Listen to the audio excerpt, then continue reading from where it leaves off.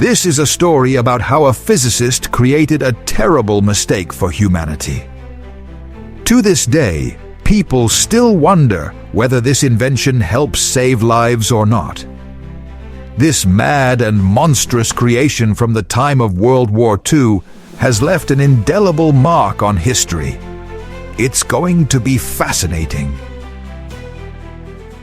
New York, the early 20th century.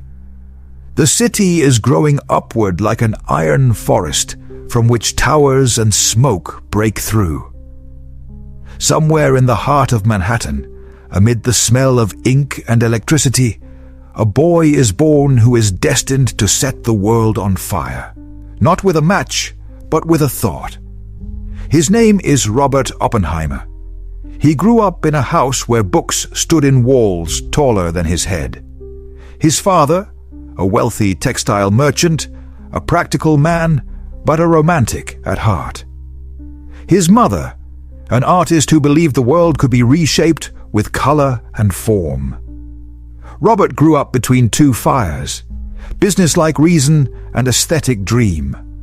From childhood, he amazed adults with his strange, quiet passion for the incomprehensible.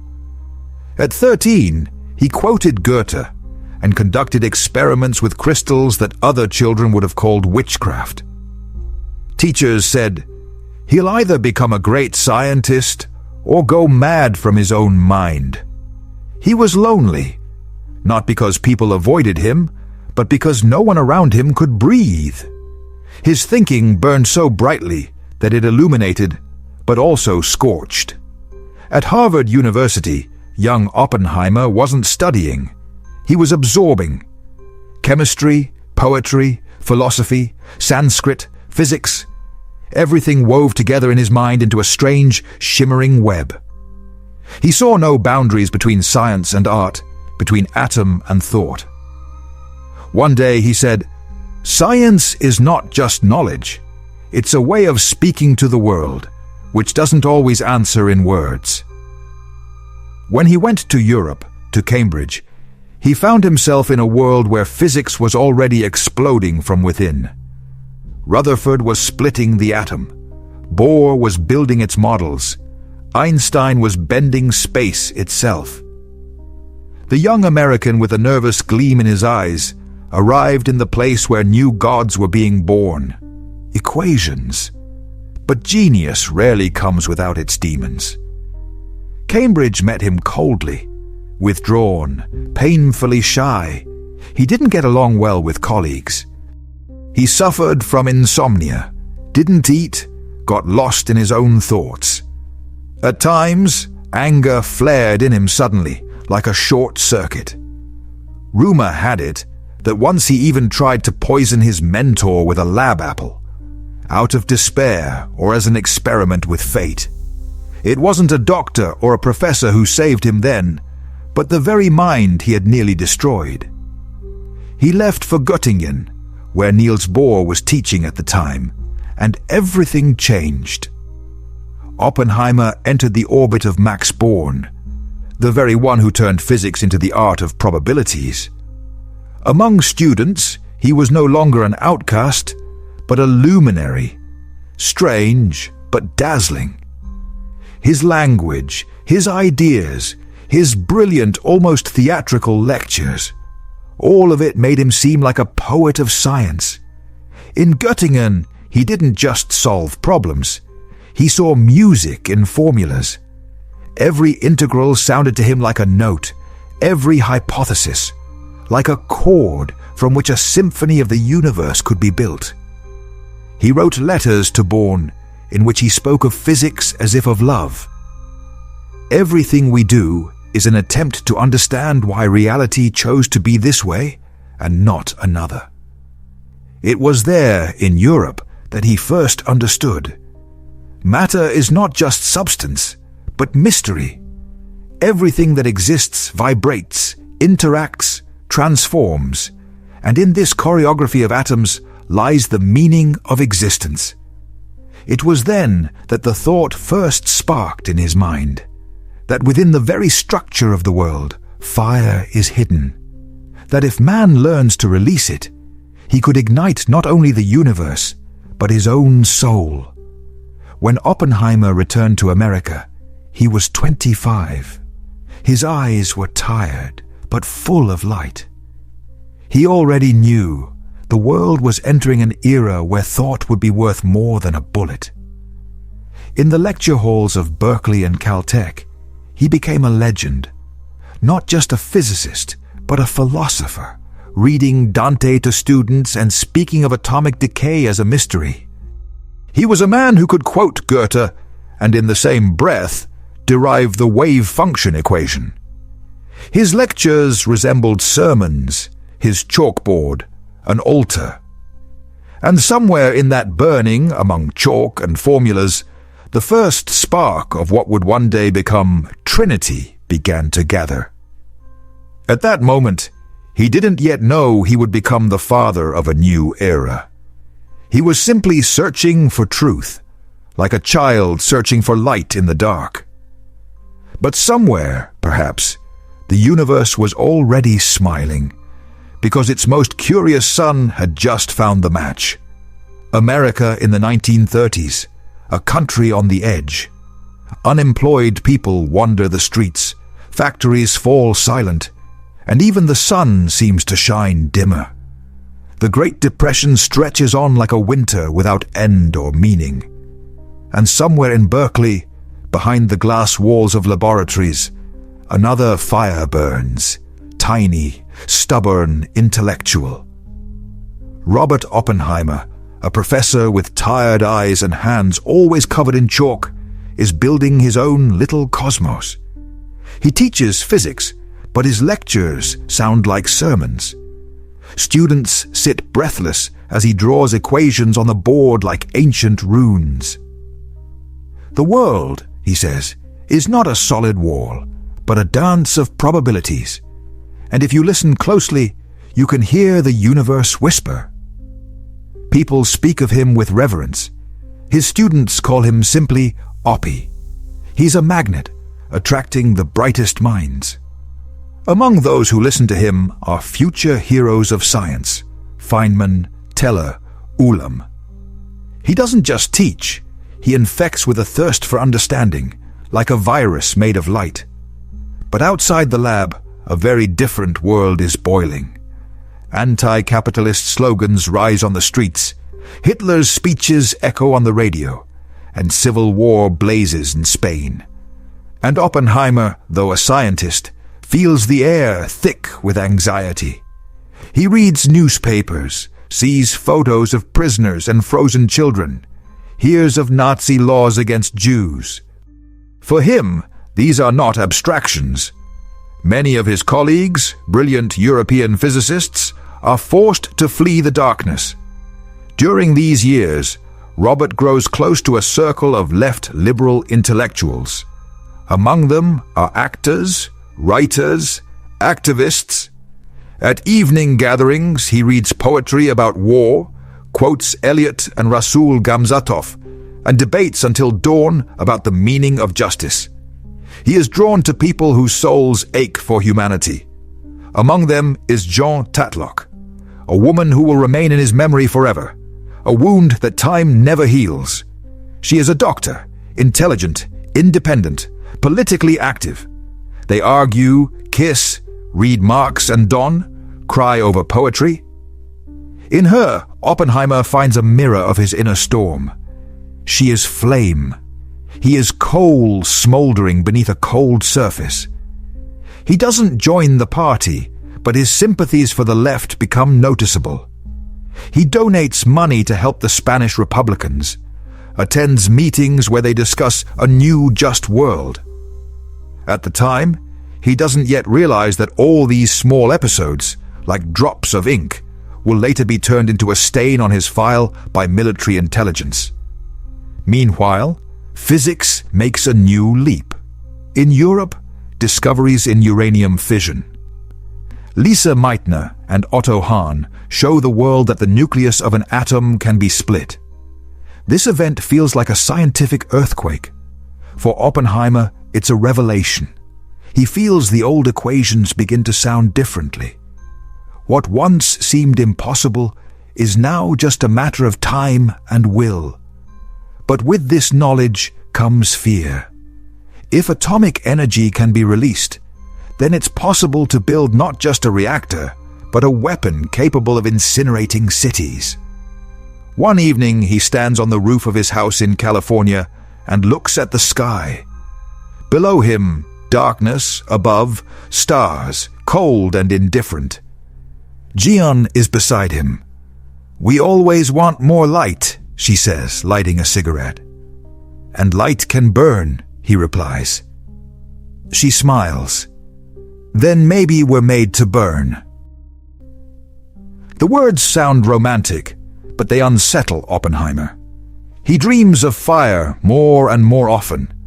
Not candlelight, no, brighter, higher, as if the sun had fallen to earth.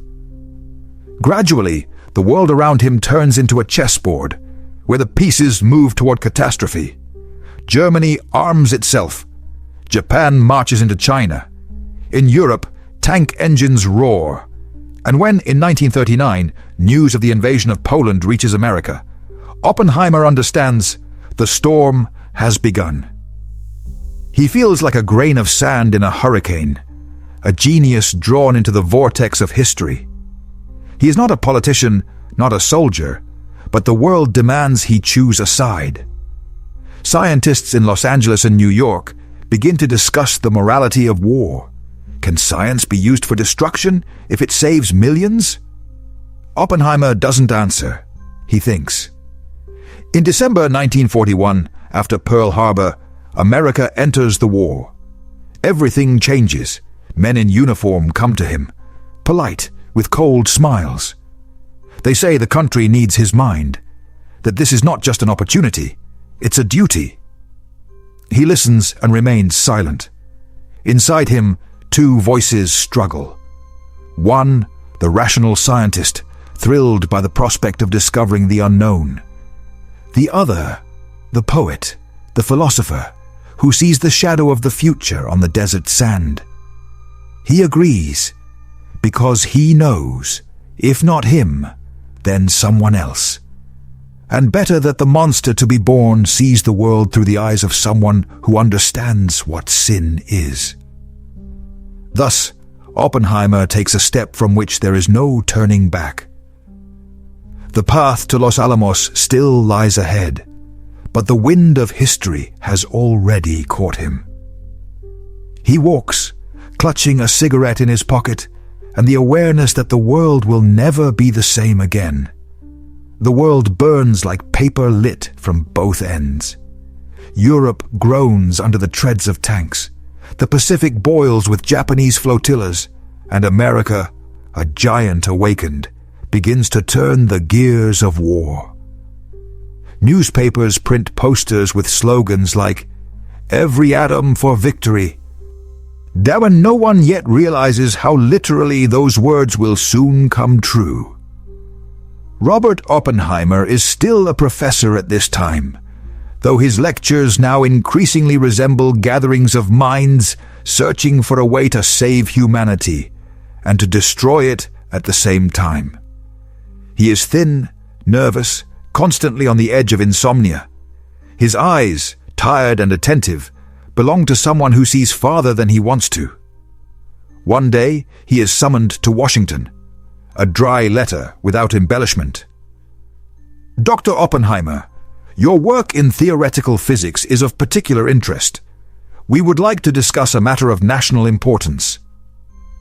The meeting takes place in the shadows, a windowless office, men in uniform, men without names. Among them, General Leslie Groves, tall, square, with a face carved from granite. He was the one who built the Pentagon. Now he's been tasked with building something far more massive. Groves is nothing like Oppenheimer, not in speech, not in mindset. He is a man of order, hierarchy, and straight lines. Oppenheimer is a man of chaos, intuition, and paradoxes. But on that day, their fates intertwine like two lines in an equation destined to intersect. "We're building a weapon, Doctor," says Groves. "One that's never existed before." And what if it's too powerful? Oppenheimer asks quietly. Then, damn it, we'll just win faster, replies the general, his eyes gleaming like polished shell casings. They're talking about the uranium project, the idea of gathering America's scientific forces to build an atomic bomb before Germany does. Oppenheimer listens and feels two forces collide within him. Curiosity, the original sin of the scientist, and fear, the sense that this knowledge can never be returned to the shadows. A few days later, he agrees. Perhaps not out of obedience, but from philosophical logic. If nature allows it, someone will do it anyway. And better it be someone who understands the price of fire. From that moment, Oppenheimer's life becomes a hurricane. He is appointed scientific director of the project that will soon be given the code name Manhattan. He receives unlimited authority, access to the brightest minds in the world, and one of the most ambitious tasks in history, to gather all fragments of human genius in one place and make them work against time. He selects people like a conductor choosing musicians for the orchestra of the apocalypse. Fermi, the reactor genius; Teller, the dreamer of the hydrogen bomb; Feynman, the young, bold joker hiding a brilliant mind. Each of them is a bright star, and Oppenheimer must hold them together in a constellation. He has to become not just a physicist, but a psychologist, administrator, leader, and judge. He is the eye of the storm, around which ideas, ambitions, and fears swirl. Planning the laboratory becomes an epic. They need an isolated town where they can build, explode, experiment, and remain invisible. The choice falls on the desert of New Mexico, where the sand stretches to the horizon, and the stars at night hang so low you could reach out and touch them. The place is simply named Los Alamos. When Oppenheimer first arrives there, it feels like stepping into a biblical landscape.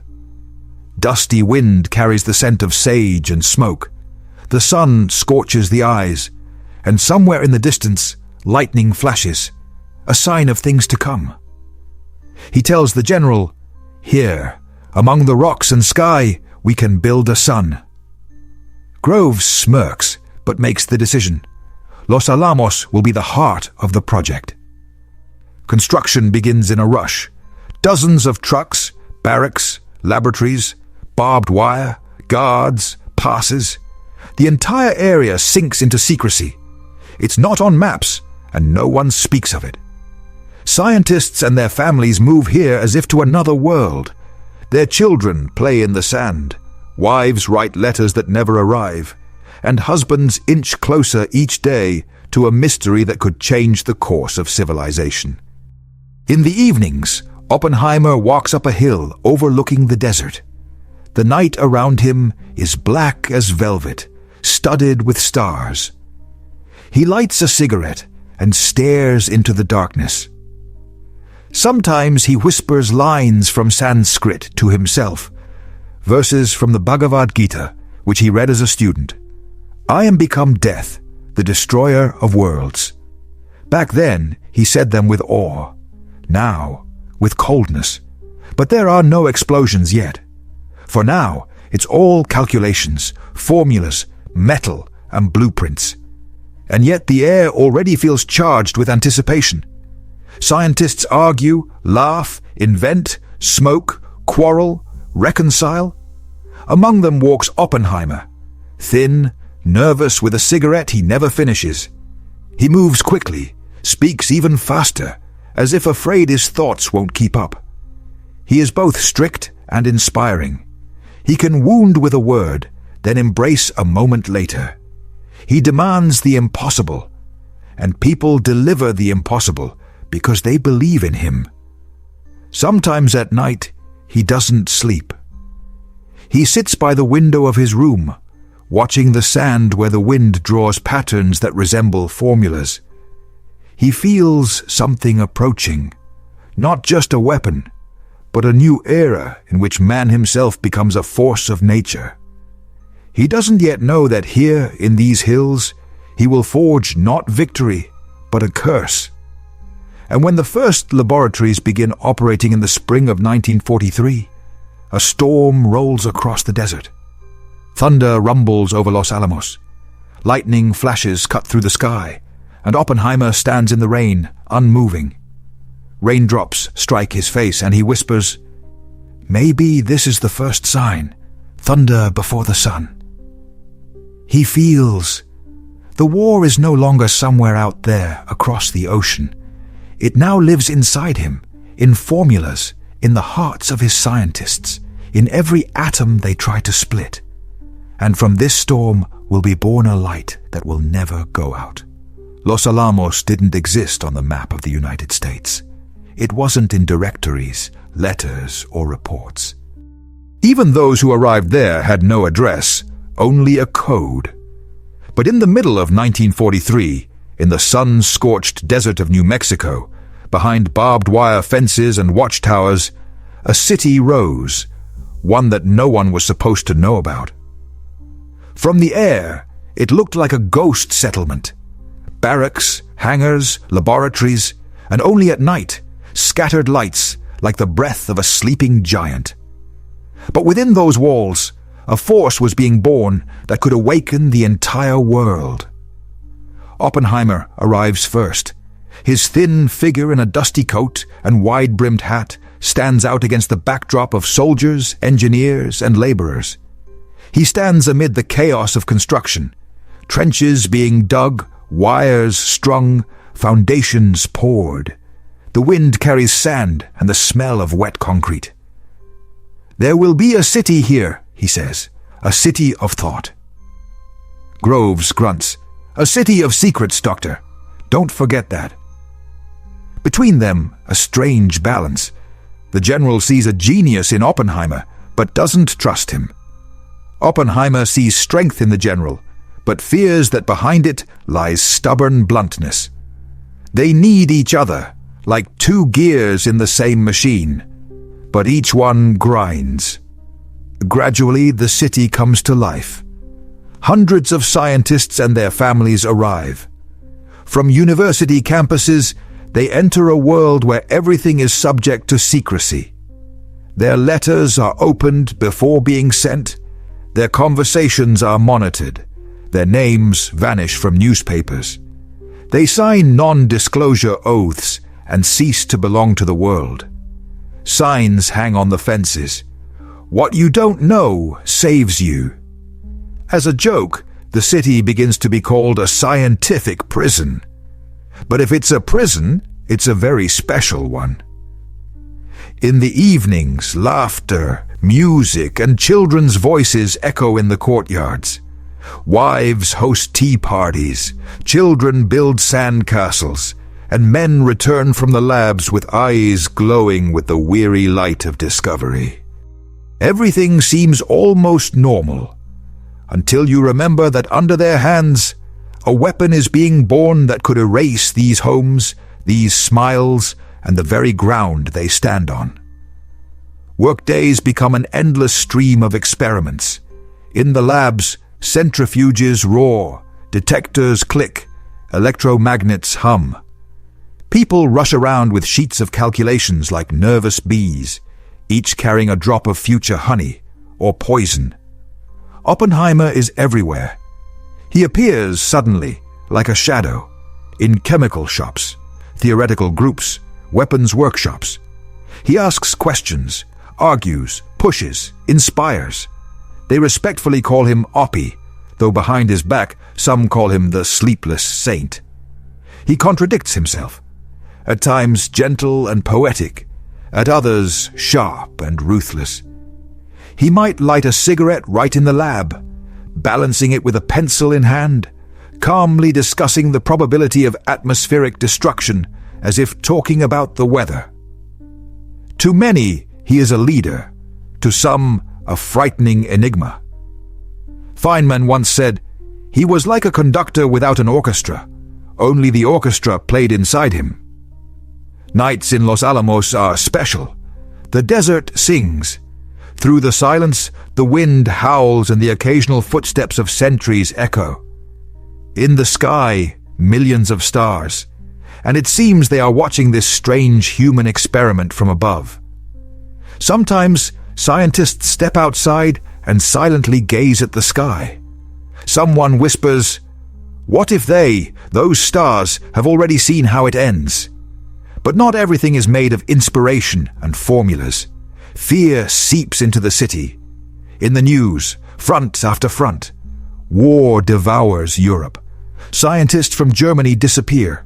Some flee, others are arrested, and some perhaps are working on the same weapon. In Los Alamos, the word isn't spoken aloud, but it hangs in the air like radiation. Race. Groves demands results. Deadlines tighten, reports grow thicker. Scientists argue, grow anxious, lose sleep. Teller insists on creating a super bomb, thermonuclear, thousands of times more powerful. Fermi objects. First, we must build what is possible. Oppenheimer stands between them like a judge who knows that any verdict will be a mistake. He feels the atmosphere heating up. People argue over ideas, but behind those ideas lies something else. Fear of what will happen when they finish. Sometimes in the lab corridors, you can hear silence. Not the working kind, but dead, dense, like a vacuum. And yet, life goes on. On Saturdays, concerts. On Sundays, film screenings. Sometimes Oppenheimer hosts philosophical evenings, reading excerpts from the Bhagavad Gita or Dante, reflecting on how knowledge is both light and poison. Scientists argue with him, laugh, argue again. But in their laughter, tension, like before a storm. Oppenheimer increasingly feels that the city lives on the edge of reality. He looks at the people and understands. Each one here is a voluntary exile.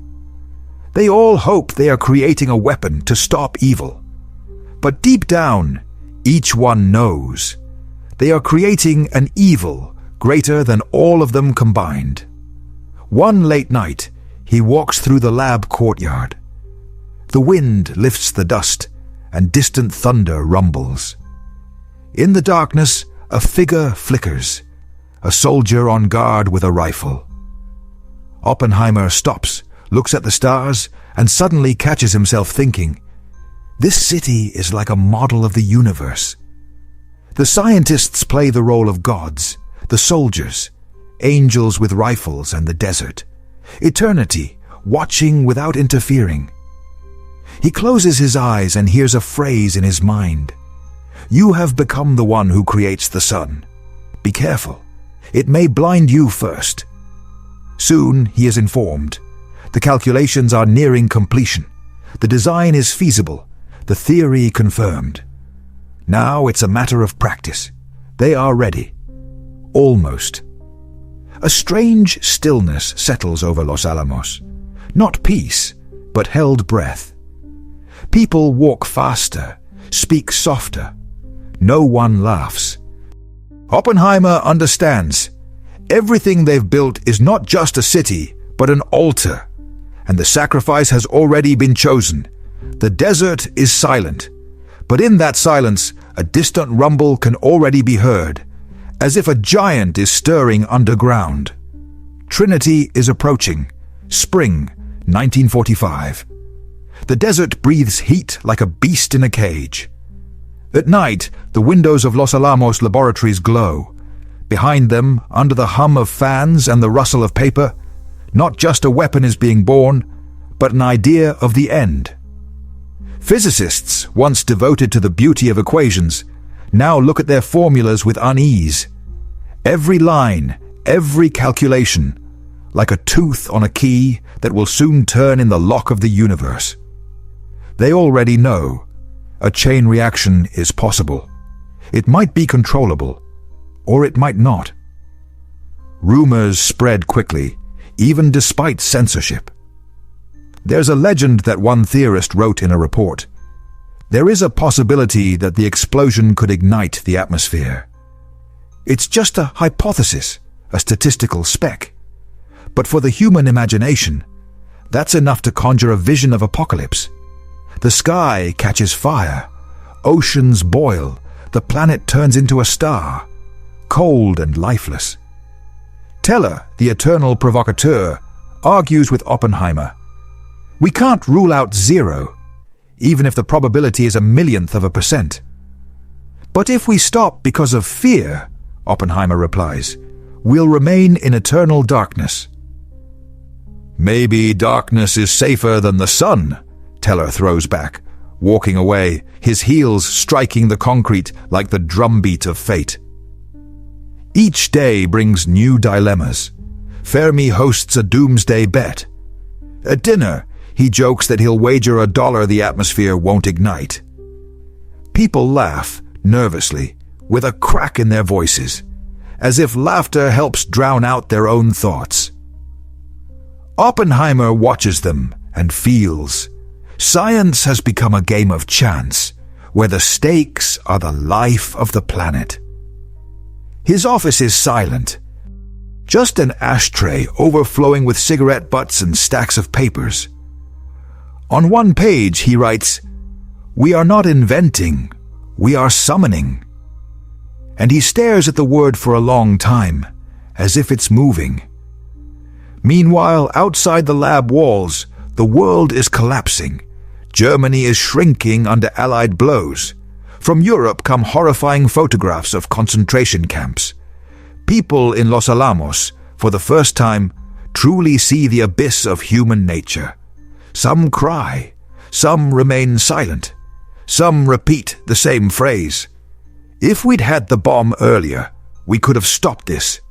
It's a justification, a mantra, a lifeline.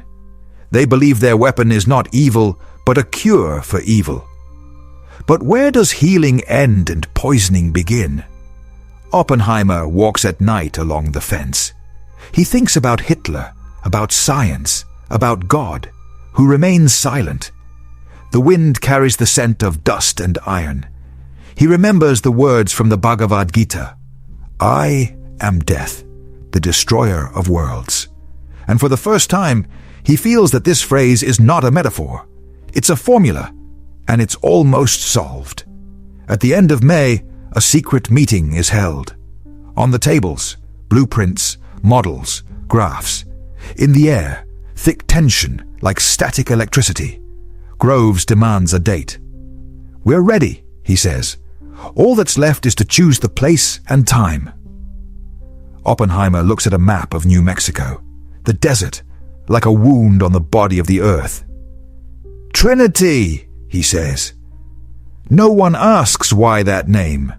It sounds like a prayer, a verdict, and a code for the end of the world. But the closer the test day comes, the stronger the doubt grows.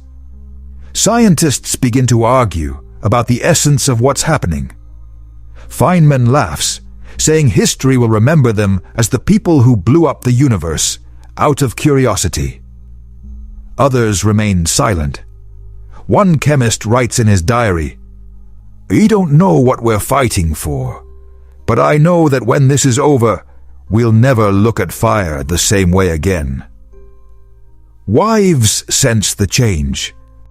They see their husbands becoming different, distracted, tense, with eyes that begin to show something close to madness. Some start drinking, others pray, and Oppenheimer writes. In his notebook appear phrases that resemble incantations. Energy equals conscience, multiplied by the speed of light. One night, the lights go out in the lab. For a moment, everything freezes. People stand in complete darkness among the quiet hum of instruments, and no one says a word. Then Oppenheimer speaks. "This is how it will be when the light goes out and doesn't come back." The phrase passes through the room like a cold current. Everyone is silent. Then the lamp flickers back on, but in their eyes is a different light, dim, wary, as if they truly glimpsed the end of the world for a moment. In summer, the message arrives: Germany has capitulated. The war in Europe is over. Some rejoice. Others lose their footing, because now the main argument disappears. We're doing this to stop Hitler. But the project doesn't stop. Now the target is Japan. In the evening, Oppenheimer steps onto the porch. Before him, a sunset, blood red, like coal in a forge. He smokes and speaks quietly, almost in a whisper. We're not creating a weapon. We're opening a door that no one will be able to close.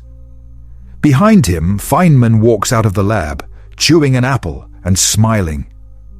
Then, boss, I hope there's light on the other side of that door. Oppenheimer looks at the horizon, where the sun sinks into dust. Or ash, he replies. From that day on, the whole city lives in anticipation. Engineers assemble components, chemists measure masses, the military sets up security. Each step brings them closer to a test that could be the first and the last. The formula is ready. The materials are in place. The people are ready. Only one thing remains unclear. Are they ready themselves? In the sky above the desert, hawks circle. Their shadows glide across the ground, like a sign that soon the earth itself will speak in fire. The night before the explosion wasn't just dark. It felt like an inky crack in the sky. The New Mexico desert lay still, as if the earth itself was holding its breath. Somewhere in the distance, a coyote howled, but even its voice sounded muffled, as if sound itself was afraid to disturb what was about to happen. July 16th, 1945. 4 o'clock in the morning. At the Trinity camp, hundreds of people are awake. Some silently write final notes. Some with trembling hands connect cables. Some pray. At the top of a metal tower, as tall as a 4-story building, rests a steel sphere, codename Gadget. Inside it lies the product of 3 years of fear, genius, and madness. Plutonium, encased in metal like a heart from hell wrapped in steel. Somewhere nearby stands Oppenheimer. His coat flaps in the wind, his face carved with exhaustion. In his gaze there is no triumph, only anticipation. He smokes, as if trying to smoke out the anxiety itself. Groves approaches him. Everything's ready. 1 hour. 1 hour, Oppenheimer quietly repeats. And 3,000 years of philosophy will turn into a flash. Rain begins suddenly. Heavy drops slap the dust, turning it to mud. Lightning strikes somewhere on the horizon. It seems even the sky wants to dissuade mankind from what it has planned. But by dawn, the clouds disperse, and the wind clears the air. Everything freezes again. At 5:10 a.m., groups of scientists take their observation posts. Some in concrete bunkers, others in cars covered with blankets and lead sheets. Oppenheimer stands in a shelter dozens of kilometers from the epicenter. Beside him, a junior officer, shaking so much he can barely hold his binoculars. 5:29:45. Operators activate the detonators. 1 second, 2, eternity. Then the world exploded. There was no sound at first, only light, white, blinding, all-consuming. It sliced through the darkness like a knife through cloth, and for a moment turned night into noon, and the desert into a radiant ocean. Those who watched closed their eyes, but the light passed through their eyelids, as if the sun had decided to rise from inside their skulls. One witness would later say, "It was as if God himself had come down to watch us imitate him." Seconds later came the sound, a rumble, a roar, a blow that rolled across the earth like a giant striking a drum made of stone. A wave of heat swept across the desert, and all living things for miles perished. Insects, birds, even grass turned to ash. Where the tower once stood, there remained a glassy bowl, sand melted into green glass, later named trinitite. In the shelter, Oppenheimer stands motionless. His eyes reflect the flash, tiny suns dancing in his pupils. Someone shouts, "It worked!" Someone falls to their knees. Someone laughs hysterically, as if they've just heard the universe's joke. And Oppenheimer whispers, softly, almost inaudibly, "Now I am become death, the destroyer of worlds." The words from the Bhagavad Gita sound not like a quote, but like a sentence. He speaks them not to the world, but to himself, to his mind, to his conscience. Nearby, Feynman applauds, smiling, blinded by awe. "We did it, Oppie. We opened the door." "Yes," he replies without taking his eyes off the mushroom rising above the desert. The question is what will come through it.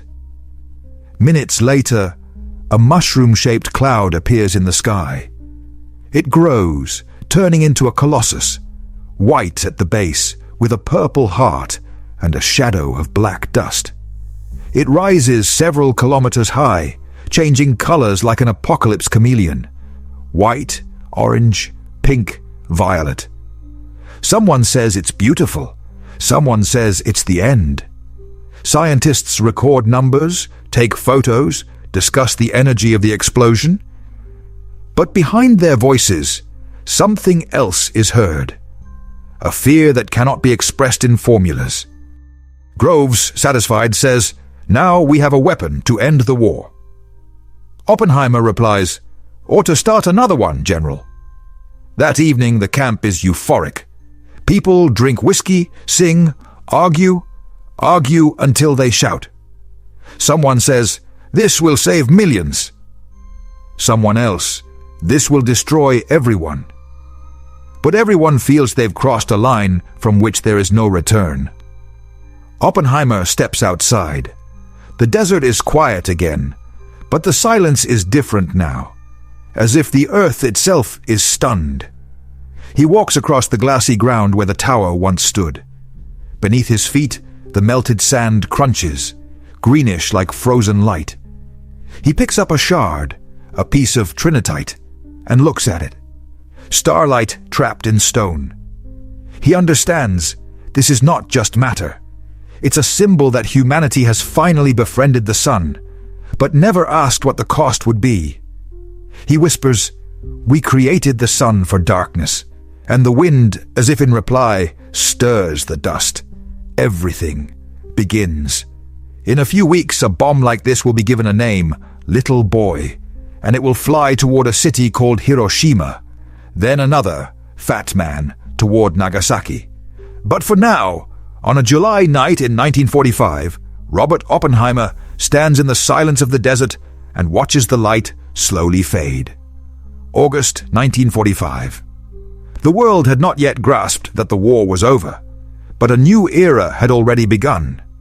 In Washington, politicians smiled. Telegrams flew like fireworks. The radio broadcast the news. A new bomb of unprecedented power has brought victory. Crowds cheered in the streets. Children waved flags. Newspapers blazed with headlines. And somewhere far away in New Mexico, a man whose name could not yet be mentioned in the press stood by a window, looking at the sky. Oppenheimer. He listened to the news and felt nothing. The day before, he had received a short telegram. "The child has worked. The little boy was born successfully." That was the coded message announcing the first combat use of atomic weapons. In those few words, there was no emotion, no pathos, only a dry statement of fact. But behind it lay everything he had feared to see. He hadn't seen the consequences, but his imagination painted them all too clearly. He knew the scale of the energy they had unleashed. He knew that now there was a place on Earth where a person's shadow could remain on stone, like a signature in ash. A few days later, the photographs arrived, unofficially through military channels. He looked at them alone, holding his breath. Not from horror, from understanding.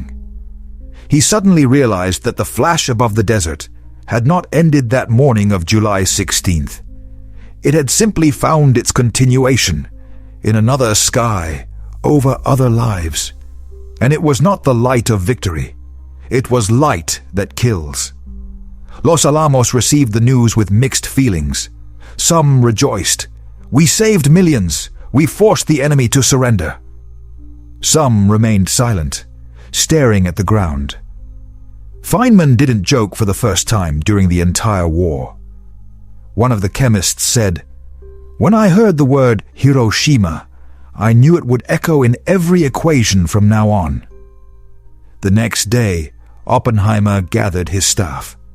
He spoke calmly, but there was something fragile in his voice. "We did what we had to do, but let none of us think we can now rejoice. Today, we didn't just defeat the enemy. We showed that we are capable of destroying everything we fought for." People sat in silence. No one applauded. In the fall of 1945, Oppenheimer traveled to Washington. The White House awaited him. President Truman wanted to shake the hand of the man who ended the war.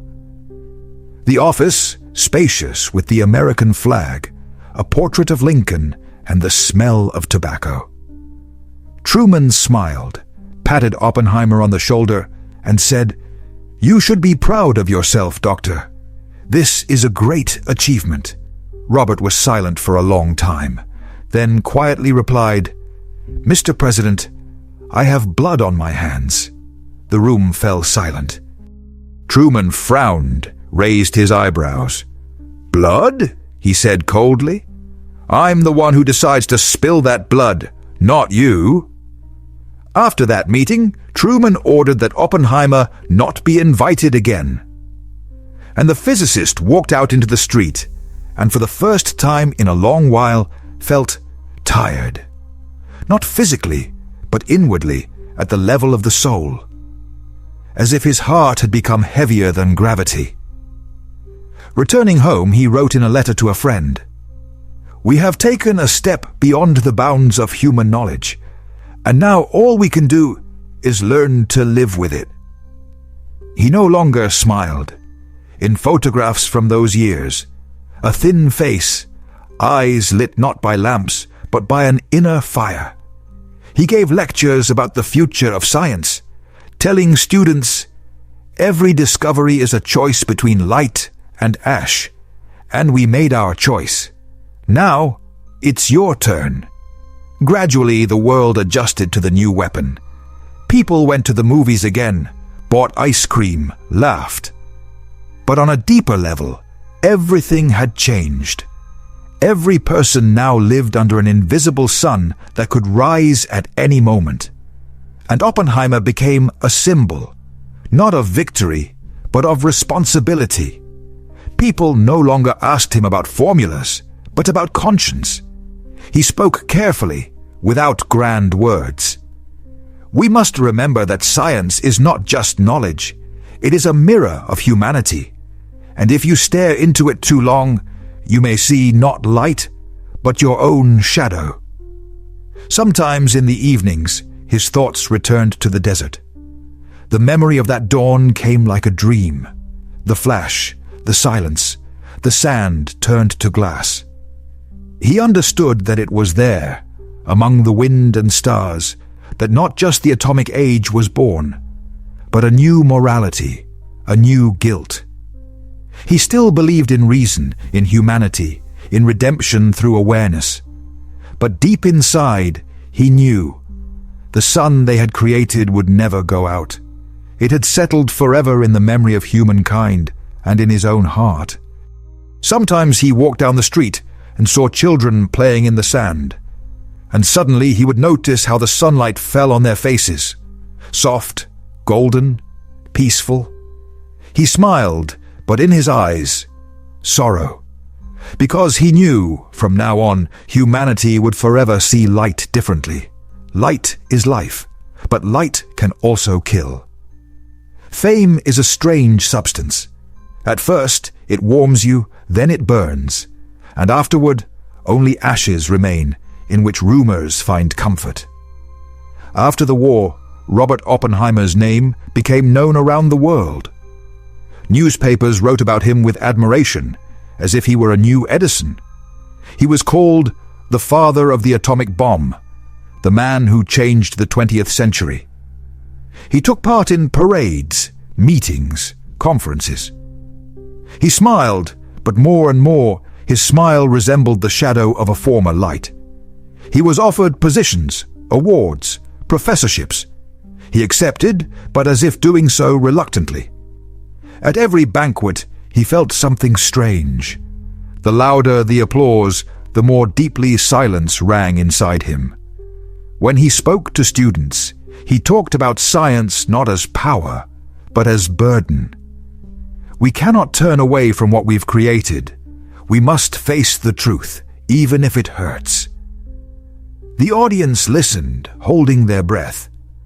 But beyond the lecture hall, other conversations began. In a world where a new Cold War was already taking shape, trust became a luxury.